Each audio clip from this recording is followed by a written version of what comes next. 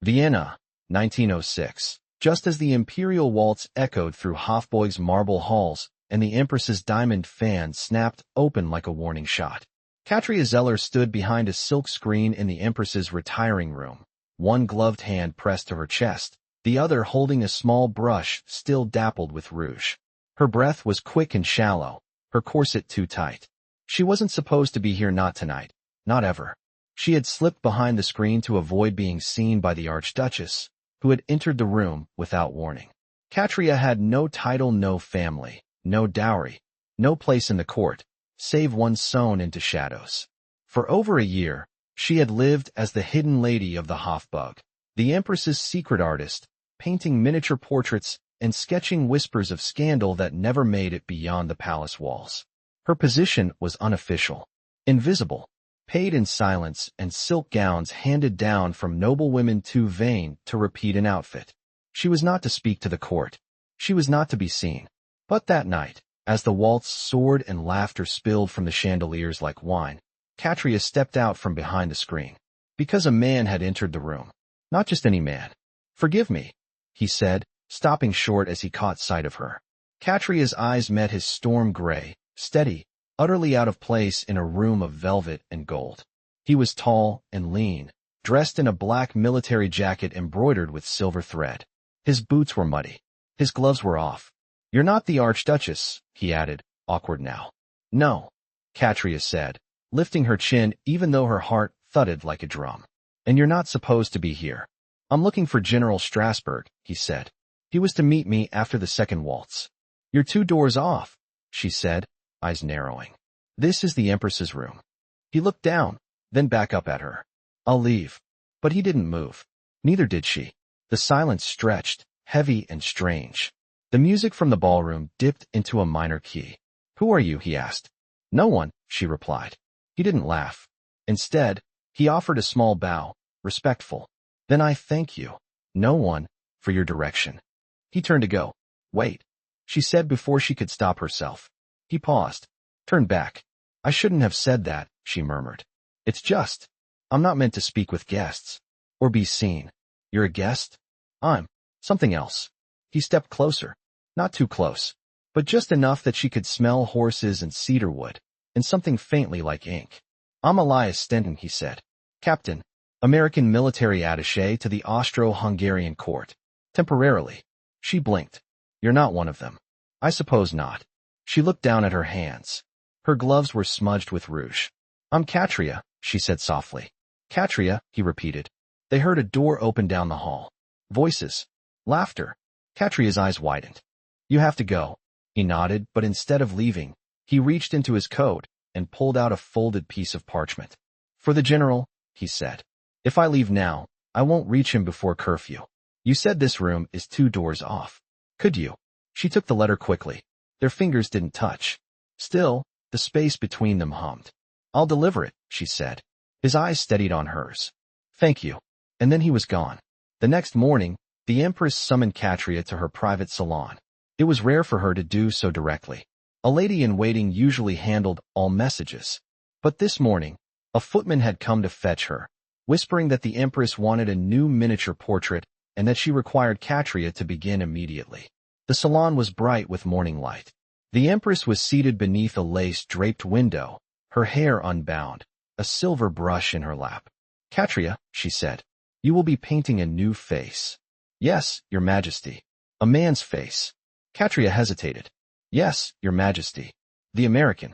"Captain Stenton." She looked up too quickly. The Empress smiled. "He's requested a portrait to send home to Washington." The Empress continued, lifting her teacup. "Says it will reassure his mother that he is not, in fact, dead." Katria pressed her hands together to keep them from trembling. "When?" she asked. "This afternoon. In the garden gallery. Use the north light." The Empress's brush paused mid-stroke. "You will be discreet." "Yes, Your Majesty." That afternoon, Katria set up her easel in the gallery, her heart pounding. The north windows opened onto the palace gardens, where roses still bloomed despite the chill. Elias arrived just past 3. He was in uniform again, but clean this time. Gloves on, hair damp from a recent wash. "I didn't expect," he began. "Nor did I," Katria said, offering a chair. Sit. Turned slightly left. He obeyed. She dipped her brush. The silence between them was different now. Not awkward. Just full. You delivered the letter? He asked. Yes. The general sent word this morning. He nodded. Thank you. She didn't answer. Her brush moved across the canvas. After a while, he said, You're not Viennese. No. Where then? Chicago. Born there. My parents came from Prague. You kept your Czech name. She looked at him, surprised. Yes. He smiled. Stubborn. My mother would say loyal. He nodded. I like that better. The session ended at dusk, when the golden light faded. I'll need another sitting, she said, packing her brushes. I hope so, he said. She looked up, startled. He gave a short bow. Until then, Miss Zeller. The next sitting took place 2 days later, and the one after that a week later. Each time, they said little. But each time, something deepened. She noticed the way he watched the clouds roll over the palace roof, like he was measuring time and weather. He noticed the way she tucked her brush behind her ear when she concentrated. He brought her an American pencil. She brought him a sketch of the Hofburg's West Wing, drawn from the attic. By the 4th sitting, he said, You work in secret. Yes. Because of scandal? No. Because of safety. He didn't press. That night, a storm rolled in. She heard thunder, and the next morning, the Empress's lady-in-waiting found her in the studio. The American, she said, has asked you to deliver a parcel. Katria's hands went cold. To whom? To him. The parcel was wrapped in plain brown paper. Inside was a book Walt Whitman, worn with use, and a note. Come to the stables at midnight. Ask for the black gelding. I'll be waiting. She stood in the stables later that night, her cloak drawn tight, her breath rising like smoke. The gelding pawed the straw. And then Elias was there, stepping out from the shadows. You came, he said. I shouldn't have, she whispered. But you did. He reached forward and took her hand. The first touch. I've been waiting, he said. She didn't pull away. Instead, she stepped closer. Their foreheads brushed. This is forbidden, she whispered. I know. He kissed her, hard and sure, and the world narrowed to that moment, hay and storm and the soft press of lips in a place they could not be seen. When they broke apart, she said, What now? Elias looked at her, voice low. Now we find a way to be seen. The morning after the stables, the gallery remained quiet. Katria sat before the unfinished portrait, brush suspended midair, the oils beginning to dull from disuse. She hadn't touched it since the night Elias kissed her. The light wasn't right. Or perhaps it was her hand that no longer trusted itself. She withdrew a fresh sheet of vellum and began sketching instead, not his face this time, but the outline of his coat draped over her shoulders. The memory of the storm slick stone underfoot, the heat of his breath through the cold. The door creaked. You're not painting, said a voice she hadn't expected. Countess von Hohenberg, the Empress's niece by marriage. She was draped in mourning gray despite no known recent loss. Katria stood quickly, hiding the sketch beneath a blotter. I was preparing the canvas, Your Grace. You're not due here until tomorrow. The Countess crossed the room, her gaze sweeping over Katria's tools with an archer's precision. And yet you are. Katria kept her eyes low. I was requested by the captain to refine the background tones. Charming, the Countess said. The American does move swiftly. But I advise caution. The Hofburg does not take kindly to missteps, especially when they trail mud into drawing rooms. Katria's mouth dried. There's been no misstep. The Countess reached forward and adjusted the angle of the canvas. So long as that remains true. By the time the Countess left, morning had soured into a brittle afternoon. Katria didn't return to the studio. She went instead to the archives tucked behind the east wing, a forgotten corridor lined with maps and military records, seldom visited except by aides and scholars. Elias was there, seated at a walnut desk, sleeves rolled above his forearms, a translation of a Hungarian communique open before him. A curl of hair had fallen over his brow. Without looking up, he said, You shouldn't be here. You left your gloves in the stables, she said, placing them beside his elbow. He closed the folder. That's not why you came. No. He pushed the gloves aside and stood. Tell me. There's talk. The Countess saw me in the gallery. She knows the sittings are over. She suspects something. Does she have proof? She doesn't need proof. She is standing. He crossed the room slowly, careful not to brush against any watchful surface. When he reached her, he folded his hands behind his back. "I've requested reassignment," he said. She blinked. "What?" "To Sarajevo. I'll be transferred within the month. It's a quieter post. Less ceremonial. Less visible," she said quietly. He nodded. "You're running." "I'm choosing." Her arms tightened across her chest. "And what am I meant to do?" "Return to shadows. I want you to come with me." The words settled between them like ash. "You think I can just leave?" she asked. "If you won't, say so. But I won't leave without asking." She looked away. "I've never seen beyond these walls, Elias. I've never even crossed the river without permission. I know." "No, you don't," she said, voice rising. "You don't know what it means to be watched. To be tolerated only so long as you're useful.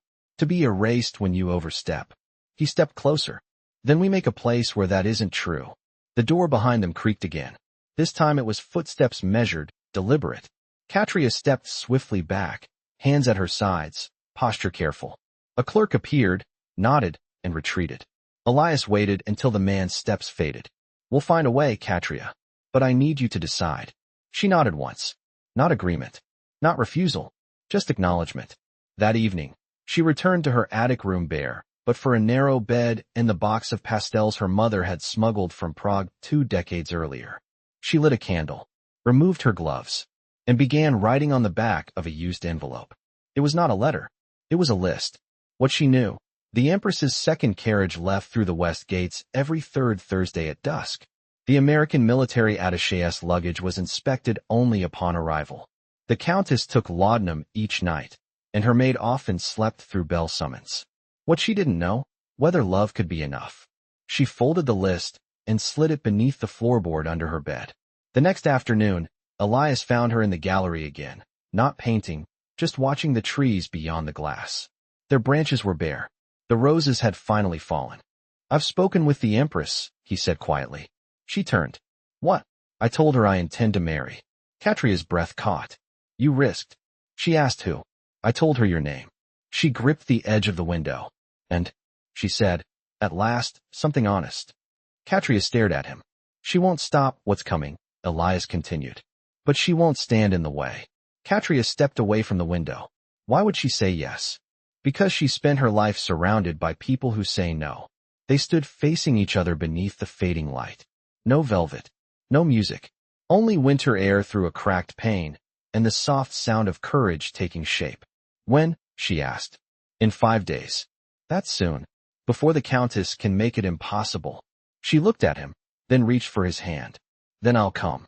He brought her fingers to his lips, and for the first time, didn't look away. On the morning of the 4th day, the scent of beeswax polish lingered in the apartments near the Hofburg's west corridor. Katria stood at the long windows of the Empress's lesser drawing room, watching the linden trees bend from the wind. Her hair had been pinned in a new arrangement by one of the older chambermaids, a subtle braid folded beneath a modest netted veil. Not elegant, not grand, but sufficient to pass. Behind her, the Empress's secretary was sorting correspondence into sealed satchels. He did not look up when she turned from the window. "There's been a change," he said, voice low, eyes fixed on the third pouch. "The Countess has arranged for her brother to inspect the stables tomorrow at dawn. The same stables where the captain keeps his mounts. She's trying to trap him," Katria said. "She's trying to delay him. She's requested an inquiry into his diplomatic status. That alone could keep him under observation for weeks." Katria stepped closer to the desk. "Does she have the authority?" "She has proximity. That's often enough." He fastened the last satchel. "But she hasn't accounted for you." Katria's breath caught. "What do you mean?" The secretary slid a single folded document across the desk. His hands, worn with age, bore the faint ink stains of decades spent in silence. "I prepared this last night." The Empress was clear. "It absolves you of any charges of desertion or deception within the court, should you leave before formal release. It carries her seal, but it must not be used unless necessary. If you are caught before crossing the outer gate, it may not protect you. But if you reach the embassy, it will shield you." Katria took the paper without unfolding it. Her fingers trembled, but not from fear. Outside, the wind had changed direction. That night, she met Elias behind the chapel that overlooked the servants' garden. The chapel bell had not worked in over a year, its silence useful to those who needed it. He was already waiting, his cloak fastened high, collar turned against the cold. He carried no bag, only a small satchel tucked beneath his coat. They moved up the search, she said quietly. I know. He looked at her, his jaw set in a way she hadn't seen before. I've arranged a driver through the embassy, he said. He'll wait near the Schottener gate. We'll need to pass through the old conservatory and exit near the physician's quarters. Less guards. Katria nodded. I have the Empress's letter. Don't use it unless we must. The fewer involved, the safer you are. They didn't speak again until they reached the conservatory. It was no longer used, half the glass panes were cracked, and ivy had begun reclaiming the southern wall. Still, the space held the warmth of forgotten sun. The scent of loam clung to the air. Elias paused near the door. Are you certain? Katria met his eyes. You asked me to decide. He didn't speak. Instead, he drew something from beneath his coat, a narrow silver ring, plain, except for a single engraved line along the band. It was my mother's, he said. She wore it through 30 years of winters. She once told me it was not the stone that made a ring matter, but the weight of its promise. Katria held out her hand. He slid it onto her finger, and for a moment, the wind outside seemed to still. They moved quickly from there, keeping to the low corridors and servant routes. Twice they passed staff, but no one looked twice. Their faces were unfamiliar, and their pace too hurried for questions.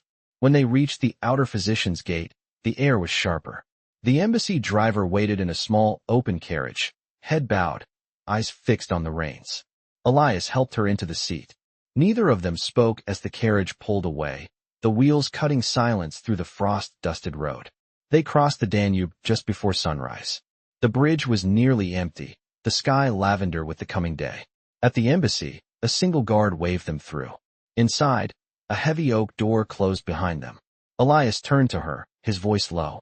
We'll speak to the ambassador at first light. He hasn't been told everything, but he knows enough. Katria nodded. She was still holding the Empress's letter, unopened. You don't need it now, Elias said. She stepped forward, resting her forehead against his chest. I know, she whispered. But I'll keep it, to remember how close it came. He wrapped his arms around her, not as a shield, but as a place to rest. Through the high windows, the first blush of morning gilded the far hills. They had no titles here, no disguises, only the future and the slow, steady rhythm of hearts no longer hidden. The first spring in Sarajevo came with a hush rather than celebration. It draped the city in the soft scent of thawed soil and soaked stone, and filled the narrow alleys with the sound of melting snow slipping from shutters. Katria stood at the window of the modest apartment above the American consulate, watching the sun climb over the red-tiled roofs and stain the sky with rose. She had taken to rising early before Elias returned from his rounds with the embassy guards. The mornings were hers, quiet, unmeasured, free of the court's unblinking eyes. She used the hours to sketch, though her paper supply was thin and she rationed each page like bread. The room itself was narrow, lined with books Elias had gathered from merchants along the Miljacka. The corners still smelled faintly of tobacco from the tenant before them, and the floor slanted just enough that a dropped pencil would roll to the far wall. None of it mattered. Across the room, the silver ring on her hand caught the light and flashed briefly against the faded tablecloth. She moved her hand away instinctively, not from shame, but habit. That gesture reflexive, cautious had not left her, though the need for secrecy had. The door opened with the familiar creak of its warped frame. I thought the baker's line would be shorter, Elias said, unwrapping a cloth bundle and placing it on the table. I was wrong. Katria crossed the room and opened the cloth. The loaf was misshapen, the crust dark. She smiled anyway. You didn't have to wait. I did, he said, hanging his coat. I overheard 2 officers speaking in the queue. There's to be a visit from the Archduke in June. They're expanding security. Katria sat, her expression unreadable. Do you expect to be reassigned again? No mention of it. But the ambassador asked if I would remain through the summer. He wants someone familiar with both the court and the consulate. She tore a piece of bread and passed it to him. Will you say yes? I already have. He waited for her to meet his eyes. I don't want to move again unless you choose it first. Her gaze softened. Then we stay. They ate in silence, save for the occasional whistle from the stove. Afterward, Katria rinsed the cups in the basin while Elias sorted the folded pages of his latest report. As she dried her hands, she asked, "Have your letters reached your family yet?" He looked up. "One has," my sister replied. "She wrote that mother wept when she learned I'd married." "Because I'm foreign?" Katria asked without bitterness. "No," Elias said. "Because I'm whole." She turned, confused. She worried Vienna would unmake me, that I'd return speaking in riddles and diplomacy. She didn't expect me to find someone who saw through it. Katria folded her towel. "I don't think she's wrong about Vienna." "No," he said. "But she's wrong about me returning. I won't." Later that afternoon, they walked along the riverbank where the lime trees had begun budding. Elias carried the small parcel of correspondence to be posted at the military station. Katria brought her sketchbook, though she rarely drew outside the light. Here shifted too quickly, and the wind turned pages before pencil touched paper. They paused near an abandoned bridge where the stones bore the scars of a flood 2 years past. Elias leaned on the railing, watching the water. "I've been offered a position," he said without looking at her. "Not military. Civil, a liaison role between the embassy and local press." She didn't speak. "It would mean remaining here indefinitely. Would you be content?" "I think so. The work is steadier, less ceremonial. It would allow me to publish under my own name." "And what would I do?" The question lingered. "You could teach," he offered. "The ambassador's wife mentioned a school needing a drawing instructor. They want someone who speaks German. Do you think I'm meant for that?" "I think you're meant for whatever you choose." She turned to the river. "I don't know what I am without the court." "You were never of the court." "No," she said softly. "But I knew how to survive within it." He reached for her hand and squeezed it just once. "Then you'll learn how to live beyond it." That evening, Katria returned alone to the apartment while Elias remained to review a disputed border map. The room was still, lit only by the last violet of dusk. She unwrapped the folded letter her mother had written 3 winters ago, the one she'd hidden inside the cover of her sketchbook when she left Vienna. It was written in Czech, the last language she'd spoken before she learned to flatten her vowels into court German. She read it slowly, then tucked it back into its place and opened a new page in her book. She began sketching the bridge, not as it was, but as it could be, planks restored, lamps lit, a small figure leaning over the edge, watching the river rise and fall. The paper held steady beneath her hand, and when Elias returned hours later, he found her asleep in the chair, the sketch still drying, her fingers curled not in caution, but rest.